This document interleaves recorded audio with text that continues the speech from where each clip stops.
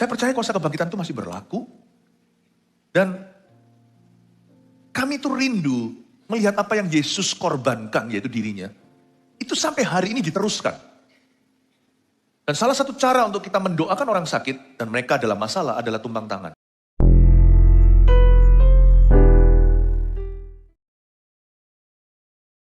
Senang bisa berjumpa kembali setelah saya sempat keliling ke sana sini. Besok juga saya harus keliling lagi. Saya bersyukur setiap kali kesempatan untuk bisa mencintai jemaat, memandang muka dengan muka, dan memberitakan firman. Hari ini, saya percaya Tuhan mau melakukan suatu perkara yang heran. Ini adalah tahun mujizat, bukan hanya tahun pergeseran yang hebat. Saya percaya Tuhan mau melakukan perkara-perkara yang supranatural, karena Allah kita itu tidak kelihatan, dan Dia maha kuasa. Di mana ada roh Allah, di situ ada kemerdekaan. Saya percaya hari ini gereja seolah-olah menjadi suatu kolam yang penuh dengan mujizat Allah seperti kolam Bethesda. Dan ketika kita sama-sama datang ke gereja membawa ekspektasi untuk mengalami sesuatu, Tuhan kita tidak akan mengecewakan kita. Jangan sebut orang yang datang begitu bermotivasi kepada Kristus. Kalau nggak minta sama Kristus, masa kita minta pada ilah?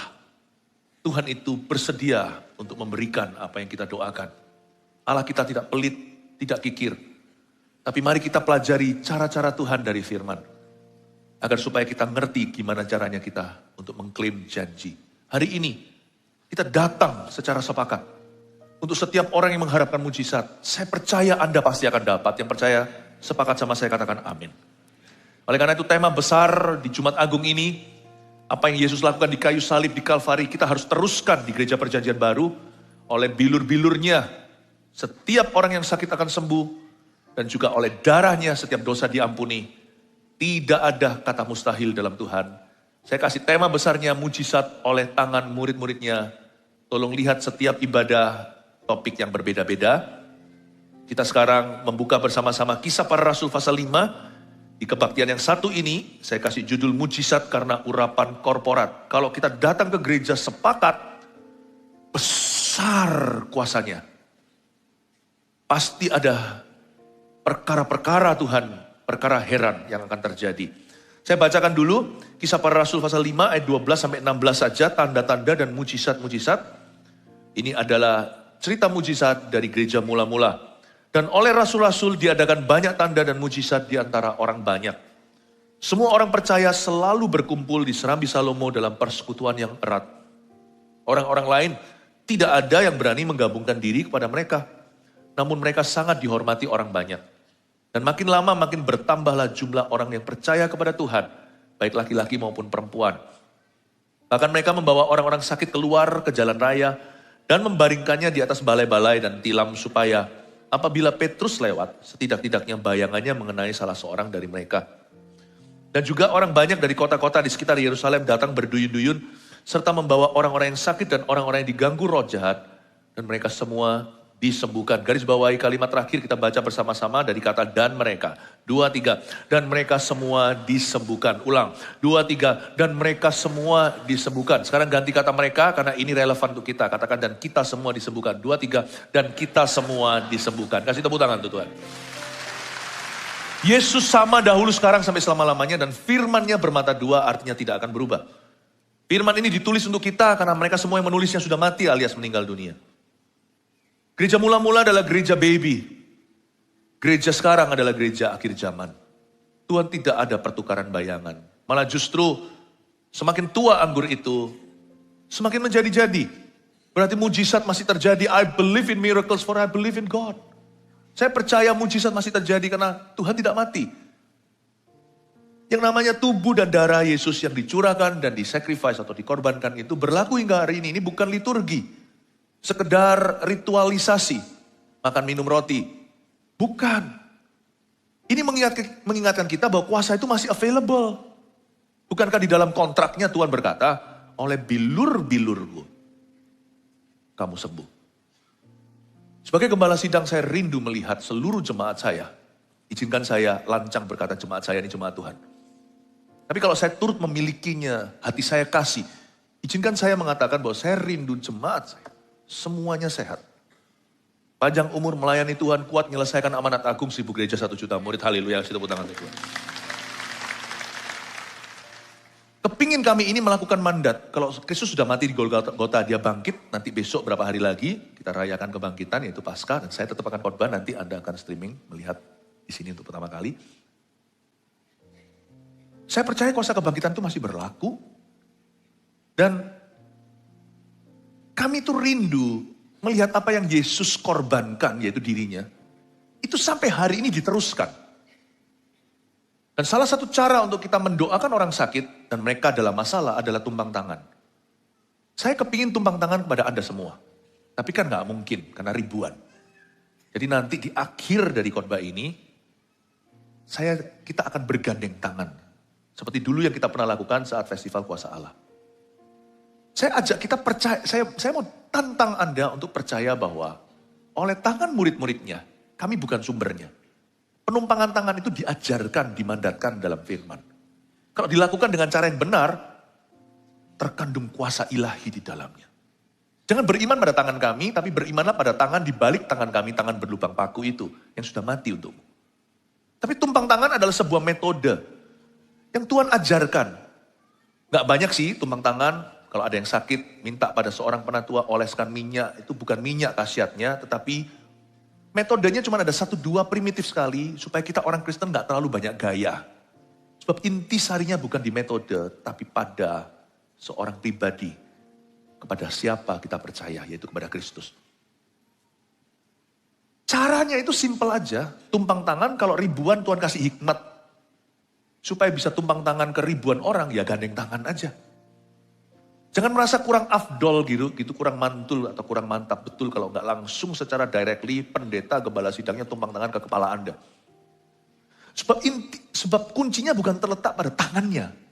Tapi iman Anda pada janji Tuhan. Ekspektasi dan harapan Anda. Metodenya memang diajarkan. Tapi itu bukan yang terutama. Yang terutama itu Yesus mati. Kesembuhanmu sudah dibeli. Mujizatmu itu sudah tersedia. Bukan akan, tapi sudah. Yesus berkata sudah selesai, berarti it's done. Agama mengajarkan do, lakukan itu, lakukan ini, lakukan itu. Tapi kekristenan mengajarkan dan, it is finished, sudah selesai. Mari, kelar. Itu bedanya. Makanya orang Kristen harus mengerti caranya mengklaim janji Tuhan. Dan jangan merasa guilty kalau Anda mengklaim sesuatu. Karena Tuhan mau Anda meminta kepadanya. Karena dia Bapa, bukan? Janganlah orang lain menghalangi imanmu dan berkata, motivasi kamu sama Tuhan minta itu, minta ini. Jangan mau dituduh. Karena Tuhan yang suruh. Selama hidup kita bukan berpusat pada minta-minta, tapi hidup kita itu pusatnya adalah mengasihi Tuhan dengan segenap hati dan dengan segenap jiwa. Jangan takut minta. Sebab Tuhan mengasihimu. Tapi kalau kita minta sendiri-sendiri mungkin gak kuat, makanya itu ada yang namanya urapan korporat. Gereja adalah tempat doa, rumah doa bagi bangsa-bangsa. Alangkah berkuasanya kalau kita sembahyang bersama-sama. Dan pakai nama Yesus. Berbahagialah Anda, berbahagialah jemaat yang berada di dalam gereja, yang exercise atau yang mempraktekkan imannya dengan benar dan dengan berani pula. Hari ini Anda datang ke gereja, saya mau ajak seluruh gereja ini untuk mengimani mujizat Anda. Saya ajak kita untuk sama-sama sepakat. Karena ada berkat waktu kita sepakat. Ada urapan korporat. Seperti kolam Bethesda itu, siapa yang nyemplung dulu, terjadi sesuatu. Saya ingin sekali untuk menumpangkan tangan, tapi gak bisa, makanya nanti kita bergandeng tangan. Meskipun setiap minggu saya doakan banyak orang. Anda aja gak tahu. Di balik layar saya tumpang tangan ke banyak orang. Cuman kalau lagi altar, kalau di depan, gak mungkin saya turun. Saya gak boleh tinggalkan mimbar. Mimbar harus ada yang jaga. Atau dalam alam roh, ini mercusuar. Saya doakan orang itu banyak. Bukan hanya di dalam gereja, di masyarakat. Disamperin orang, doakan. Saya bersaksi bahwa berdoa dan tidak berdoa itu ada bedanya. Didoakan dan tidak didoakan itu berbeda banget. Mendoakan orang dan tidak mendoakan itu juga hasilnya gak sama. Sungguhan loh, kalau kita praktekkan iman kita, kita ekspektasi itu sesuatu terjadi, itu betul. Nggak tentu semua diberikan sesuai yang kita mau. Tetapi orang yang meminta pasti memperoleh sesuatu. Orang yang mengetuk pintu pasti dibuka, orang yang mencari pasti mendapatkan. Pasti menemukan. Saya dorong Anda, kebaktian ini hari ini, kita akan berjuang bersama-sama dalam iman. Berjuang untuk apa? Berjuang untuk mujizat orang di sebelah Anda itu loh, yang memerlukannya. Atau mungkin Anda sendiri yang membutuhkan. I want this place to turn into a house of faith today. Menjadi rumah iman. Iman untuk jemaat. Meskipun setiap orang kebutuhannya beda-beda, tapi kita semua toh datang ke tahta Allah bersama-sama. Ayo kita sepakat untuk mujizat seseorang hari ini di ruangan ini. Pasti ada bedanya kalau kita beriman dengan tidak, didoakan dengan tidak. Mujizat karena urapan korporat terjadi di zaman rasul-rasul. Mari kita sekarang baca, kembali ayat 12 saya jelaskan. Tanda-tanda dan mujizat. Mujizat karena urapan korporat, ayat 12. Dan oleh rasul-rasul, gembala sidang saat itu, diadakan banyak tanda dan mujizat di antara orang banyak. Tuhan pakai hamba-hamba Tuhan. Tapi Tuhan juga pakai believers. Tuhan juga pakai umat Tuhan dan jemaat. Saya bersyukur di jemaat kita, hari-hari ini di CG ada latihan healing training namanya. Anak-anak AOG juga, bahkan anak-anak kecil Eagle Kids kita, yang dunia katakan sekolah minggu segala, bagi kita gereja anak, mereka juga mempraktekkan ini. Apa yang bermula dengan hamba-hamba Tuhan, 1-2 dipakai, 12 rasul minus 1. Lama-lama semua jemaat dipakai oleh Tuhan. Itulah cerita gereja mula-mula. Tapi kuncinya di sepakat, you see. Kuncinya di sepakat, urapan korporat. Yesus sendiri pernah menubuatkan sebelum Yesus dikorbankan di Golgota itu. Dia berkata, dan tanda-tanda ini akan menyertai orang percaya, bukan pendeta saja. Mereka akan menumpangkan tangan atas orang sakit dan orang itu akan sembuh. Ada kata believers, bukan hanya pastors. Tapi memang awal-awal yang mengaktifasi karunia kesembuhan di dalam gereja perjanjian baru adalah rasul-rasul. Tapi lama-lama kalau ada baca martir pertama dalam sejarah gereja di perjanjian baru namanya Stefanus, itu bahkan bukan seorang hamba Tuhan. Dia seorang yang kerjanya diakonia, jaga booth di luar sana. Salah satu jemaat yang dipercayakan untuk membantu Mawar Syaron Peduli hari ini. Membantu kebutuhan janda-janda. Dia bukan orang mimbar. Karena dia berdebat dengan orang-orang jahat itu di marketplace atau di pasar. Saya ingin Anda melihat bahwa Tuhan ingin healing terjadi. Jangan tanya sama saya, kenapa kok ada orang gak sembuh loh pastor? Kenapa kok ada yang mati? I don't know. Tapi saya juga bisa tunjukkan bahwa ada banyak orang yang diubah nasibnya gara-gara didoakan. Divine healing exist side by side with His sovereignty. Kesembuhan ilahi itu ada, eksis, meskipun berada di sisi kedaulatan Allah. Hasil akhir memang di tangan Tuhan. Tapi gak salah kita beriman. Saya dorong Anda. Mungkin hari ini, di ibadah ini, ada orang yang harusnya mati lebih muda, tapi bertambah usia karena kita berdoa siang ini. Ada orang yang kankernya mestinya jadi, tapi tiba-tiba tidak jadi. Vonis yang diubahkan itu ada. Ada orang yang harusnya cacat seumur hidup, tapi sembuh. Saya tidak akan otak-atik kedaulatan Allah, biar Allah jadi Allah. Biar saya jadi umatnya. Saya akan otak-atik sisi iman kami, iman kita. Di sisi itu, banyak doa, banyak berkat. Tidak doa, tidak ada berkat. Mari kita berdoa. Dan kita gak akan berdoa sendiri, kita akan saling menguatkan. Doa korporat namanya. Kita bersama-sama menghampiri tahta Allah. I believe pada siang hari ini, akan ada orang yang nasibnya diubah. Akan ada orang yang kondisi keadaannya berubah. Saya percaya sesuatu akan terjadi. Bahkan sekarang pun sesuatu sedang terjadi di hatimu. Bahkan di badan beberapa orang sekarang pun Tuhan mulai menjamah. Saya yakin Tuhan sedang bekerja. Haleluya. Saya tunjukkan bagaimana urapan korporat itu bekerja di perjanjian baru di gereja mula-mula. Sekali lagi ayat 12, dan oleh rasul-rasul diadakan banyak tanda dan mujizat di antara orang banyak. Semua orang percaya selalu berkumpul di Serambi Salomo. Waktu itu namanya bukan rooftop. Serambi Salomo satu-satunya gedung, waktu itu belum ada gedung gereja dengan salibnya. Zaman itu Serambi Salomo di Bait Suci, reruntuhan itu yang dibangun kembali oleh Herodes. Serambi Salomo itu mungkin dirental atau dipinjam lah. Mereka kumpul-kumpul di situ. Sebelum aniaya terjadi, mereka tersebar ke rumah-rumah. Dimanapun mereka kumpul, kalau mereka beriman, Tuhan ada di sana.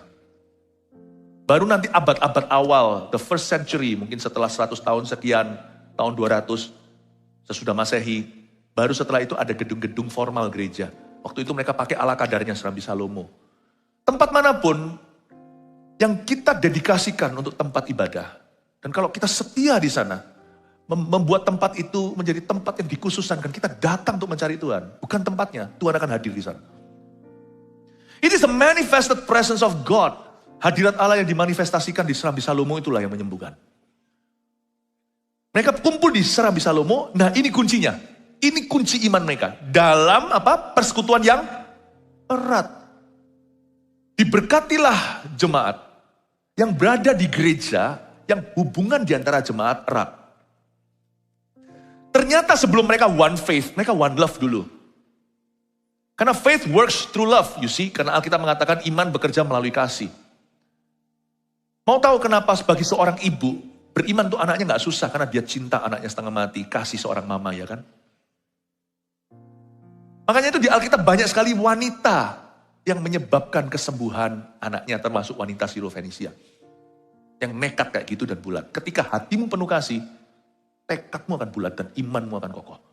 Tanpa Anda merasa Anda orang paling beriman di dunia, Anda tidak akan peduli imanmu seberapa, Anda akan hampiri tata Allah. Karena di mana ada kasih, orang berani meminta. Dan mereka tidak tertuduh. Lu mau ngomong apa terserah lu mau bilang gua anjing, remah, anjing pun makan remahnya. Gak akan peduli orang bilang lu motivasi lah semuanya. Gak usah peduli kan. Dunia bilang apa. Oh kita tahu kok, kita ini gak motivasi sama Tuhan. Kita ini bergantung saja. Bodoh amat kata dunia. Saya gak peduli mau bilang, memberi harapan healing segalanya. Sebagai gembala kalau saya cinta jemaat. Sengaja saya instruksikan hari ini di Jumat Agung GMS di mana-mana. Meskipun yang khotbah sekarang itu gembala-gembala lokalnya. Saya nggak peduli. Saya nggak peduli kata dunia.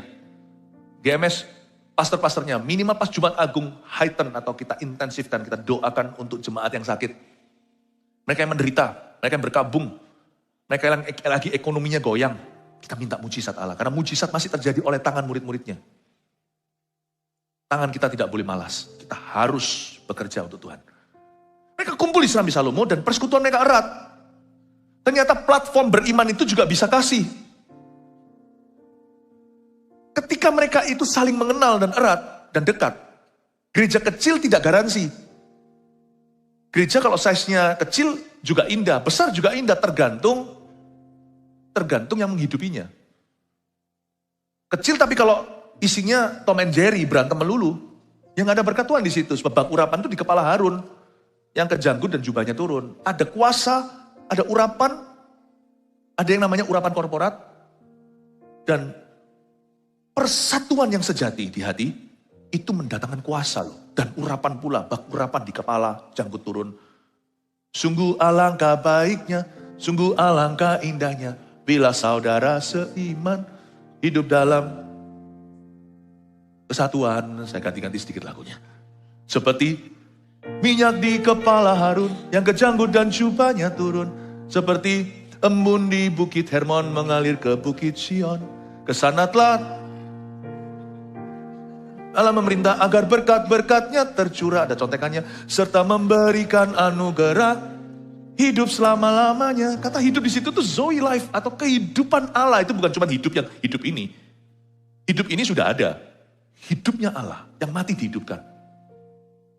Yang rusak diperbaiki. Yang sudah runyam diselamatkan. Itu kehidupan Allah. Ada anointing di situ, ada urapan. Saya mau Anda melihat bahwa jemaat orang Kristen yang berjemaat di gereja, yang hubungan jemaat tidak sempurna. Gereja tetap tidak sempurna, tapi yang di dalam gereja itu hubungan jemaat erat. Itu penuh dengan berkat. Sebab tempat sepakat adalah tempat berkat dan tempat mujizat. The place of agreement is the place of power. Kita harus mengerti itu. Makanya jangan gegeran lah. Jangan jadikan gegeran itu hobi kita. Dan saya bersyukur untuk CG yang ada di gereja kita. CG membuat kita terhubung, connect group kan. Sehingga kita semua itu terhubung satu dengan yang lainnya. Gereja ini gak pernah membuat orang tersesat di tengah-tengahnya. Tahukah bahwa di dalam gereja yang isinya ribuan sampai overflow sekarang ini, masing-masing itu mengenali seseorang dan dikenali seseorang. Tahukah Anda? Kita itu berada di dalam gereja yang persekutuannya erat. Ini bukan persekutuan doa. Ini terhubung saudara. Visinya satu, imannya satu, kasihnya satu, arah tujuan seia sekata. Bersyukur. Dan hari ini bukan hanya di tempat ini, di rooftop church saja, tapi saya sudah perintahkan. Sekarang bersamaan di sini, GMS Surabaya Timur lagi merayakan Jumat Agung dengan pesan yang similar. Kita melakukan yang sama. Sampai GMS yang paling ujung, sampai yang ke Papua, semua sekarang ini serentak. Itulah kuasa kesepakatan. Berada di tempat yang erat. Jadi saya bisa bayangkan, waktu itu ya, Petrus kan sudah melalui Pentakosta. 3.000 orang minimal, paling tidak saya tahu, by this time, at least paling sedikit, jemaat mereka 3.120 jiwa. Paling tidak. Dan mereka semua itu berada di Serambi Salomo dalam persekutuan yang erat. Zaman itu gereja ini, gereja mula-mula, CG-nya jalan. Komandonya jelas. Ada rasul-rasul, Petrus sebagai sokok gurunya. Lalu juga di bawahnya, nantinya ada diaken-diaken yang handle urusan-urusannya ya, yang para rasul tidak bisa sanggupi, tidak punya waktu ke situ. Di mana ada keteraturan dalam rumah Tuhan, itu suatu advantage, itu suatu tempat berkat. Saya bersyukur hari ini. Kalau Anda datang ke tempat ini sekarang Anda gak sendiri, puji Tuhan. Kalau Anda datang sendiri, next week jangan datang sendirian lagi. Perkenalkan dirimu supaya Anda punya kerabat di dalam Tuhan. Karena waktu Anda bertumbuh sendiri tidak seberapa, waktu Anda bertumbuh bersama ada urapan korporat. Nanti waktu kita gandeng tangan berdoa ya, saya minta Anda jangan doa untuk diri sendiri. Dan bersyukur kalau Anda sekarang duduk, siapa di sini yang duduk dengan teman-teman CG-nya sekarang, angkat tangan? Ada? Ih, lihat itu tangan-tangan terangan. Berbahagialah, ada banyak sekali kasih tepuk tangan untuk mereka. Jikalau di antara orang yang angkat tangan, tadi saya lihat di situ ada 4-5 sekalian angkat tangan. Satu gerombolan si berat. Berat, maksudnya berat itu berbobot imannya. Dari 5 itu, kalau ada satu yang sakit, waktu nanti Anda gandengan tangan, jangan beriman untuk diri sendiri, beriman dulu untuk temanmu yang sakit. Itu urapan korporat. Dan kalau di sini Anda tidak dengan teman-teman CG, terpisah-pisah duduknya, tapi dengan keluarga juga sama. Let's pray for one another. Mari kita saling mengaku dosa, kata Yakobus, supaya kamu sembuh dan saling mendoakan dulu. Itu yang disebut dengan mereka berkumpul di Serambi Salomo dalam persekutuan yang erat, ayat yang 13. Orang-orang lain tidak ada yang berani menggabungkan diri dengan mereka. Jadi gereja mula-mula itu seperti durian. Ada yang cinta, ada yang benci, nggak ada yang jalur tengah. Puji Tuhan hari ini GMS juga mirip seperti itu. Orang-orang lain tidak ada yang berani menggabungkan diri kepada mereka. Tapi anehnya setiap hari jumlah mereka ditambah oleh orang-orang yang bertobat. Orang-orang lain nggak ada yang berani menggabungkan diri kepada mereka. Kenapa? Coba baca kalimat berikutnya. Namun mereka sangat dihormati orang banyak. Bukan nggak berani bergabung karena mereka sesat. Tidak berani bergabung karena orang nggak berani sembarangan gabung sama mereka. Karena mereka bisa melihat gereja ini beda. Gereja mula-mula itu beda. Kenapa banyak orang tidak berani bergabung namun mereka sangat dihormati. Dan nanti dikatakan jumlah mereka semakin hari semakin ditambah. Kenapa mereka itu sangat segan dengan gereja mula-mula, masyarakat? Karena 2 alasan. Satu, karena perubahan hidup jemaatnya mencengangkan society sekelilingnya. Kok bisa orang ini? Kok bisa? Aku tahu dia ini dugem. Ini orang kecanduan obat-obat terlarang. Hari ini melayani Tuhan. Kok bisa? Satu-satu teman yang dugem, satu-satu masuk gereja. Asal jangan cari mangsa di gereja. Gereja juga bukan tempat sempurna by the way. GMS far from perfect, for sure. Pasti ada kebobolan, zaman perjanjian, zaman gereja mula-mula aja ada Anania Safira kok. Zaman KKR-nya Filipus yang begitu hebat, satu kota bertobat itu aja ada namanya Simon si penyihir kok. Udah dibaptis kecolongan, nanti jadi musuh Injil. Nanti tawarin duit sama Petrus dan Yohanes, 2 rasul besar. Berapa duit ya? Berapa kamu charge untuk saya bisa tumpang tangan dan orang rebah seperti yang kamu lakukan. Atau orang menerima Roh Kudus. Masih adalah. GMS sampai kapanpun juga gereja manapun di atas muka bumi ini pasti gak sempurna. Tapi orang melihat perubahan-perubahan hidup yang menyolok. Itu yang membuat mereka segan. Respect, kata mereka itu tidak ada yang berani menggabungkan diri itu.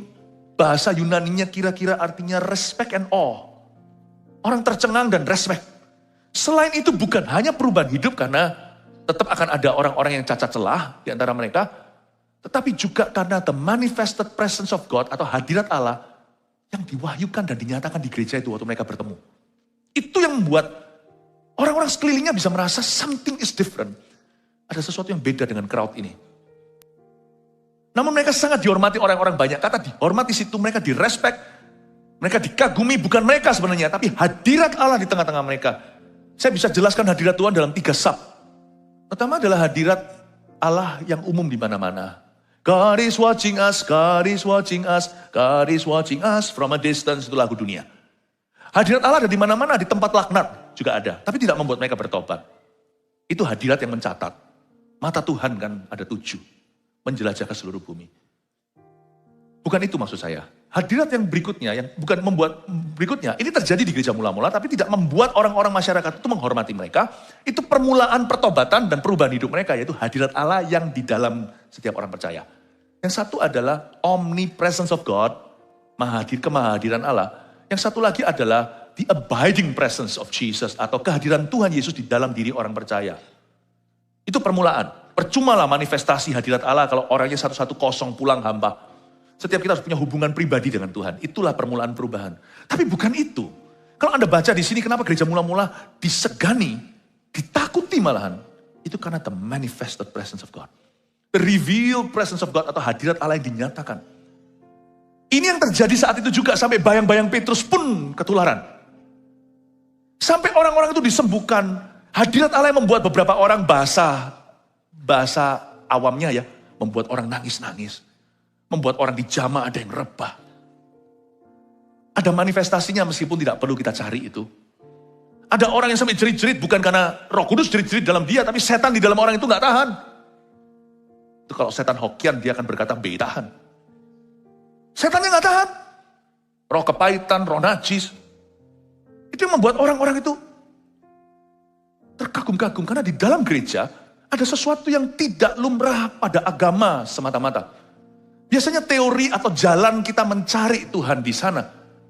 Tapi waktu kita berada di dalam kebaktian, kita bisa melihat ada sesuatu hadir di situ. Dan itu bukan setan. Kalau setan pasti riot, chaos, pasti kacau. Ada sesuatu yang memulihkan, menyembuhkan, membuat hubungan jadi pulih. Keluarga dipulihkan. Ada sesuatu. Itu the manifested presence of Jesus. Lumpuh berjalan, tuli mendengar. Kanker tiba-tiba keluar dari ibadah, pergi ke dokter lagi. Karena saya tetap bukan sarankan, saya dorong Anda. Kalau boleh saya perintahkan. Setelah nanti kita gandeng tangan, go back to your doctor. Karena saya yakini hari ini waktu kita berdoa dan tengging sakit penyakitmu. Antara Anda akan mendapatkan instant healing, kesembuhan secara instan. Kalau itu organ dalam harus dicek ke dokter. Biar dokter yang verifikasi, yang validasi. Verifikasi ya. Tapi kalau itu penyakit yang nampak kelihatan, misalnya orang bisu tiba-tiba ngomong, orang pincang tiba-tiba jalan, ya itu nggak usah ke dokter, kita sudah tahu. Orang buta melihat, ya jelas-jelas sembuh. Yang jelas nggak sembuh adalah orang buta mendengar. Dari dulu bisa. Tapi kalau organ dalam mesti dicek, kembali ke dokter. Saya yakin Anda akan dapat instant healing. Tapi kalau bukan instan kesembuhan yang terjadi, divine healing atau kesembuhan ilahi, saya yakin Anda akan mendapatkan kesembuhan progresif dari Tuhan. Tiba-tiba hidup semakin baik. Ingatlah, hari ini Anda didoakan. Itulah permulaan Anda pulih dan jalan Anda jadi lebih baik. Kasih tepuk tangan untuk Tuhan. Tapi saya kok merasa dalam spirit saya ya, bukan hanya fisik yang akan disembuhkan Tuhan. Saya merasa ekonomi orang-orang yang sedang bermasalah juga akan mengalami kesembuhan dari Tuhan. Bukan berarti lalu tiba-tiba magic show, hutangmu lenyap, tetapi akan ada pertolongan. Tuhan tuh herannya gini loh. Tuhan tuh bisa memulihkan keuangan orang. Padahal orang itu jatuh, tapi makanannya gak kepengaruh. Meskipun dia kembalikan hutang dan lakukan tanggung jawab due diligence-nya. Ya. Dia melakukan, goodwill-nya, tetap dilakukan semuanya. Dia lakukan semua, tanggung jawabnya maksud saya. Dia lakukan semuanya. Tapi anehnya, orang itu bisa bangkit di atas kaki yang patah, dan tetap jadi berkat dan mengembalikan apa yang menjadi milik orang. Karena kita sembah Allahnya Sakius, yang mengembalikan yang bukan miliknya. Tapi bisa pulih bangkit lagi di tempat itu. Heran, saya itu sebagai gembala sidang lihat berkali-kali di antara jemaat perbuatan Tuhan di gereja kita. Beberapa pengusaha yang sudah hancur lebur. Udah kalau dia gitu sudah pasti tiarap sudah. Siapapun kalau bukan karena Tuhan. Tuhan bisa pulihkan orang itu, mengembalikan, melakukan bagiannya, tetapi dia bisa pulih di atas mata kakinya yang patah. Dan hari ini saya melihat mereka move on, lanjut di dalam kasih karunia. Let me tell you, God still heals your finances too. Dan waktu nanti kita bergandeng tangan, saya tumpang tangan untuk Anda. Ucapkan berkat pastoral dan pengembalaan dari Gembala Agungmu. Supaya Anda sembuh setiap area hidupmu, disembuhkan oleh Kristus. Haleluya. The manifested presence of God. Hadirat Allah yang dimanifestasikan. Nanti waktu kita gandengan tangan, kita minta itu sama Tuhan. Terus jangan begini ya, sambil tumpang tangan nanti kalau setelah ini saya minta didoakan Pastor Philip lagi. Lu bukan, saya terbuka. Saya setiap minggu doain orang itu puluhan. Anda enggak lihat aja. Kalau bukan ratus kadang-kadang, kalau kadang-kadang penuh sekali. Tapi when we are having faith, jangan having a faith, see you later faith. Kalau kita lagi beriman, jangan beriman yang see you later ya. Jangan, waktu nanti kita beriman masa sakral itu, waktu kita gandengan tangan. Ayo kita sama-sama hampiri tata Allah bersama-sama urapan korporat. Kita minta mujizat dicurahkan ke setiap orang yang membutuhkan. Amin Bapak Ibu Saudara. Lanjut lagi sedikit. Oh, ada yang mau tepuk tangan? Jangan tanggung, gak apa-apa. Silakan. Tuhan Yesus yang memberkati. Biar kita memberkati namanya.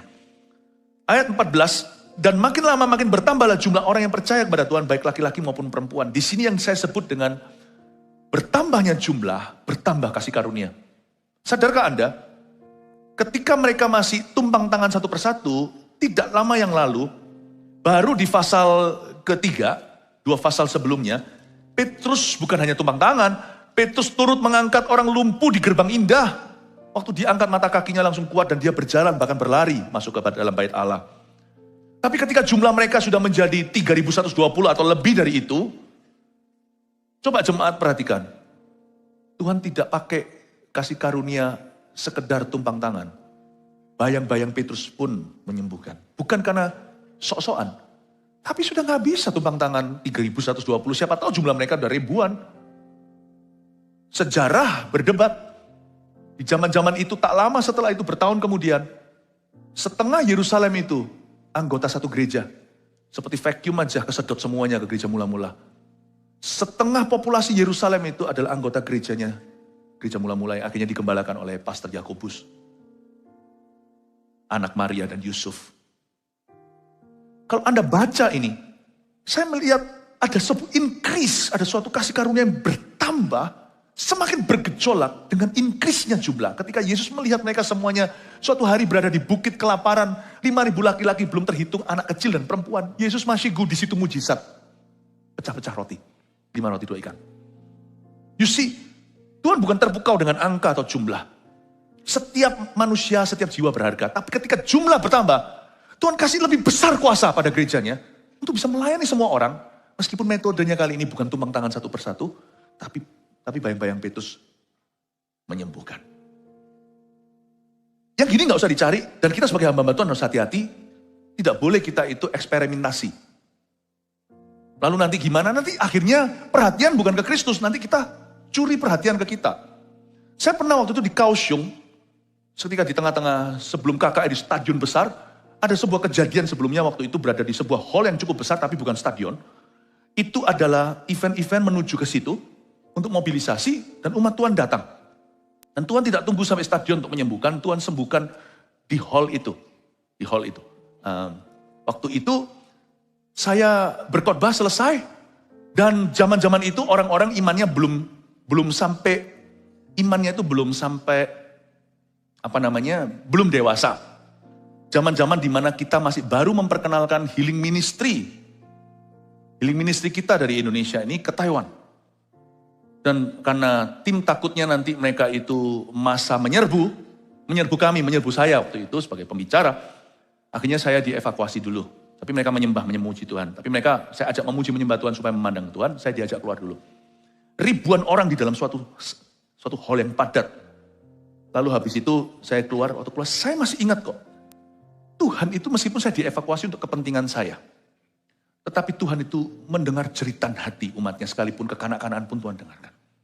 Tidak pernah dalam hidup saya mengalami itu sebelumnya. Karena itu bukan sesuatu yang saya rekayasa atau saya buat untuk terjadi. Yang waktu saya lewati orang-orang itu menuju ke pintu belakang. Itu orang-orang barisan yang saya lewati itu rebah semua. Itu saya kaget. Sampai saya di mobil. Waktu saya sampai di mobil itu saya pergi. Lalu tiba-tiba ada 2 perempuan lari. Lari kejar mobil yang barusan ngegas. Itu jalan agak besar. Lari dan semua tim saya di kanan kiri. Saya bilang gak usah saya dijaga gini, wong saya ini hamba Tuhan bukan presiden kok. Saya gak biasa digitu-gituin. Lalu habis itu setelah maju itu saya bilang stop, drivernya tinggal. Saya bilang berhenti. Saya buka kacanya, itu perempuan menggos-menggos, kejar. Lalu salah satunya teriak, Veli Muse, Pastor Philip. Temanku ini bisu. Saya masih ingat waktu itu di belakang sudah mulai dibel. Tin di Indonesia bel-belan biasa, klakson. Di situ kalau dibel itu berarti sesuatu. Tin, maju, kau membuat macet nih. Tapi di situ ada 2 perempuan. Saya mau menggapai nggak bisa, di sebelah saya itu dikasih bodyguard yang badannya segede Arnold Schwarzenegger. Saya nggak bisa ke sana dan mereka juga nggak bisa. Situ ada trotoarnya, ada batas. Saya ingat. Itu spontan, bukan saya pikirkan, bukan seperti kami doa-doakan, enggak. Saya lemparkan sapu tangan seperti ini, keluar, sungguhan. Keluar dari mobil. Langsung sopirnya berkata, Veli Muse, kita harus segera pergi, kita nggak bisa di sini, kita bisa dimarahi satu jalanan. Langsung tancap gas. Keesokan hari saya dapat kesaksian di jalanan, karena ada 1 orang perempuan bisu, tuli pula, karena sapu tangan, sembuh. Kalau saya cerita gini kan saya hebat ya? Enggak. Itu semua adalah desperate measure, paham maksud saya? Bukan karena hebat, itu nggak ada urusan sama saya. Keledai pun bisa dipakai gitu loh. Tuhan sayang sama orang itu yang lari-lari kayak gitu kejar. Meskipun dia ngapain kejar pembicaraan dalam juga ada panitia yang bisa doakan. Tapi Tuhan itu hargai. Bayang-bayang juga bukan karena saya hebat, bukan. Tapi karena keadaan tidak memungkinkan saya turun tanpa ditabrak dari belakang. Demikian pula sapu tangan pun bekerja. Jadi hari itu saya kehilangan 1 sapu tangan. Gak balik sapu tangannya. Sekarang pakai sapu tangan ini, tempelkan ke Anda. Anda tidak akan sembuh. Karena ngapain? Saya bisa tumpang tangan ke Anda kok. Ngapain sapu tangan? Saya nggak perlu sekarang pakai sapu tangan, kasih saya 11 sapu tangan di sini, saya tumpang tangan, kasih Anda. Nanti dijadikan penyembahan berhala. Orang Kristen kan sukanya superstisi. Saya tumpangin tangan, sapu tangan. Ngapain sapu tangan kalau saya punya tangan? Tapi hari itu tangan saya nggak nyampe, dihalangi trotoar. Ngapain sapu tangan? Tapi kalau saya tumpang tangan 100 orang, habis waktu. Kita gandeng tangan. Yang penting bukan beriman pada tangan orang. Yang penting urapan kita korporat percaya pada Tuhan. Percaya pada janjinya, oleh bilur-bilurnya kita semua sembuh. Paham maksud saya Bapak Ibu Saudara? Kalau saya kasih sapu tangan saya, mana Anda kena flu? Enggak separah itu. It's not this. Saya ajak Anda untuk melihat bahwa hari itu, increase number means increase grace. Tuhan hatinya masih lihat begitu banyak orang tapi tidak punya gembala. Mari kita lihat ayat 15, bahkan mereka membawa orang-orang sakit keluar ke jalan raya dan membaringkannya di atas balai-balai dan tilam. Supaya apabila Petrus lewat, setidak-tidaknya bayangannya mengenai salah seorang dari mereka. Kita sekarang ngerti ya, ini bukan tentang Petrus ya. Kalau Anda baca ayat 15, ini tentang, catat ini ya, titik iman terdekat. Yang namanya the contact of faith. Kontak iman terdekat saat itu adalah bayang-bayang Petrus. Maka Tuhan pakai itu. Kontak iman kita terdekat sebentar lagi adalah bergandengan tangan. Iman kita, bukan iman saya. Bukan tangan saya. Saya salah satu jemaat nanti yang bergandengan tangan. Anda tidak terima dari tangan saya. Tapi oleh tangan murid-murid Tuhan semuanya akan ada berkat korporat. Ketika kita sepakat, di situ tempat berkat. Let's have faith in Jesus. Nah sekarang kita lihat ayat 15, semua pada konteksnya jadi kelihatan. Ternyata it's not about Peter nor his shadow. Bukan tentang Petrus dan shadow-nya. Bayang-bayang, bahkan bukan tentang Paulus dan sapu tangannya. Sapu tangan Paulus itu ketinggalan, diambil dan hilang. Bukan karena Paulus doakan. Paulus tidak pernah doakan sapu tangan, tunjukkan ayatnya. Gak ada. Sapu tangannya kain yang pernah menempel Paulus dibawa orang. It's not about Paul. Kita semua, kami semua itu hanya hamba-hamba Allah. Sapu lidinya. Bukan siapa-siapa. Iman kita pada Tuhan kalau kita sama-sama sepakat, akan terjadi mujizat. That's the point. Bilur Yesus ini yang menyembuhkanmu. Ayat 16, dan juga orang banyak dari kota-kota sekitar Yerusalem datang berduyun-duyun serta membawa orang-orang yang sakit, orang yang diganggu roh jahat. Nah inilah urapan korporat. Begitu dahsyat dan mereka semua disembuhkan. Katakan mereka semua disembuhkan. Mari kita sekarang beriman, kita semua disembuhkan. Katakan kita semua disembuhkan. 2, 3. Haleluya, kasih tepuk tangan untuk Tuhan Yesus. Ingat setelah hari ini kita bergandengan tangan nanti, saya minta Anda kembali ke dokter Anda. Check up rutin kek, atau memang harus cek lagi. Anda percaya, saya ajak kita sepakat. Something will happen. Sesuatu yang akan terjadi. Amin. Dan waktu kita tumpang tangan nanti dengan bergandeng tangan. Waktu kami hamba-hamba Tuhan menumpangkan tangan kepadamu. Dengan cara kita bergandengan tangan. Oleh tangan murid-muridnya terjadi mujizat Allah. Kami ingin menumpangkan tangan lewat gandengan tangan ini. Atas jemaat yang sakit. Dan yang mengalami masalah-masalah berat. Tapi juga atas jemaat yang tidak sadar bahwa ada sakit penyakit di tubuhnya. Saya akan beriman untuk kesehatan ilahi dalam kehidupanmu. Sebab sebagai gembala, saya ingin melihat Anda panjang umur dan semua sehat diberkati oleh Kristus. And I'm not sorry that I have such faith for your life. 3 poin sini sebagai rangkuman kita. Meskipun hari ini semacam KKR kesembuhan, tapi tetap Anda pulang harus membawa pengajaran. 1, tempat sepakat adalah tempat berkat dan mujizat. Pelajaran pertama tentang mujizat karena urapan korporat. Anda bisa catat. Ya, saya minggir supaya di foto kena. Ya. Sapu nak menarik kebenaran. Tuhanlah yang mengubahkan orang ya. 2, hadirat Tuhan yang dinyatakan menghadirkan mujizat. It's the revealed manifested presence. Nanti kita waktu gandengan tangan, I'm expecting that. Saya mengharapkan itu terjadi. 3, titik kontak iman terdekat. Sapu tangan kek, bayang-bayang kek. Tangan saudara seiman kayak whatever. Titik kontak iman terdekat bisa menjadi saluran mujizat. Kenapa pakai titik iman? Kenapa pakai titik kontak? Kenapa pakai kontak iman? Karena iman kita kadang-kadang perlu bala bantuan. Iman kita itu. Makanya itu Tuhan itu baik sekali. Supaya kita gak terlalu banyak gaya tapi kita diberikan sesuatu yang berguna. Tuhan berkata tumpangkan tangan. Padahal Yesus gak tumpang tangan. Ucap satu kata. Anak Sirofenesia itu langsung lari terbirit-birit setannya. Perwira Italia itu, untuk hambanya, Yesus ngomong kata itu, detik menit itu mereka cek nanti. Sembuh. One word. Tapi Yesus berkata, tumpang tangan. Itu mandat gereja. Tuhan kasih kita bala bantuan yang cukup tidak akan memberhalakan itu. Tapi cukup untuk membantu kita yang kurang iman ini. Untuk menggapai sesuatu dalam dimensi alam rohani yang tidak kelihatan. Tumpang tangan. Bahkan seorang wanita yang pendarahan 12 tahun pegang puncak jubahnya. Tuhan tidak marahi. Tuhan berkata, wanita, imanmu. Tuhan bukan berkata jubahnya. Imanmu menyelamatkan kamu. Betapa baiknya Tuhan Yesus itu ya. Makanya hari ini saya sudah berdoa kepada Tuhan. Biarkan sepanjang hari ini. Waktu kita gandengan tangan. Itulah titik kontak iman kita. Are you ready to receive your miracles today? Siapa di sini siap untuk memperoleh menerima mujizat yang kau butuhkan? Haleluya.